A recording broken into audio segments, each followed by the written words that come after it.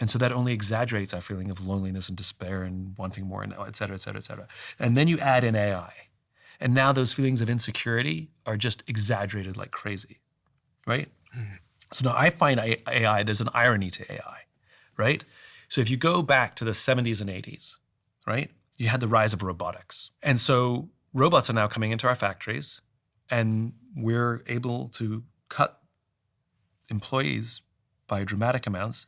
And we put people out on the street who they worked in a factory, their father worked in a factory, their father's father worked in a factory. Like this is what they know.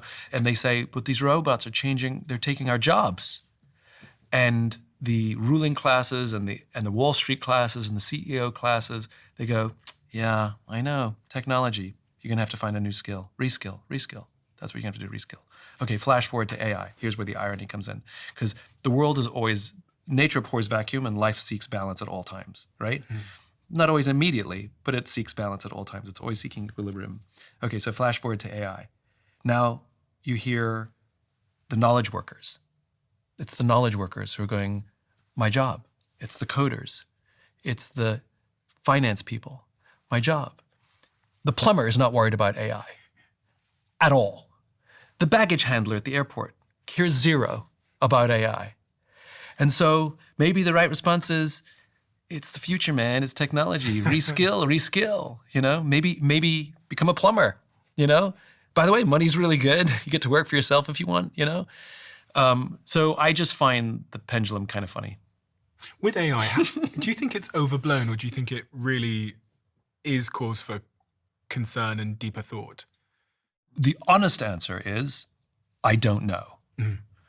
Everybody falls on one side of you're over, the sky is not falling, Chicken Little, or the sky is falling and we're all gonna die, right?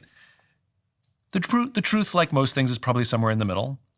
But the real answer is I don't know, and neither does anybody else. Yeah. And it seems that we should have some sort of controls, because we didn't put any controls on the internet. They did put controls on the internet in China.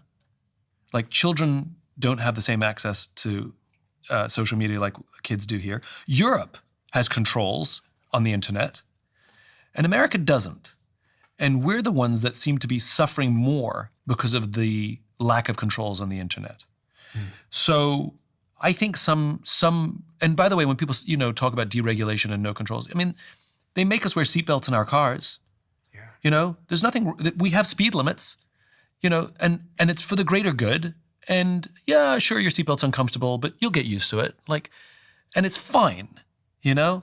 So I think the call for no reform is wrong. There are correct limits to keep things safe. I am fascinated by AI, both the benefits and the weaknesses of it.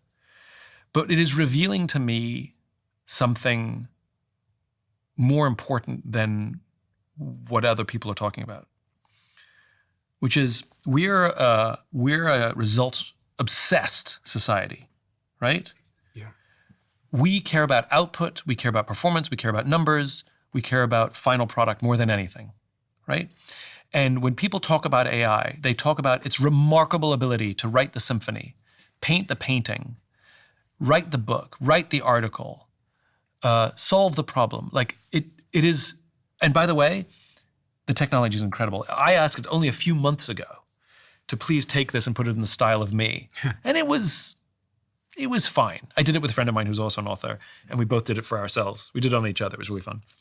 And it was fine. I don't think it was good. It gave me a good start, and I could edit it.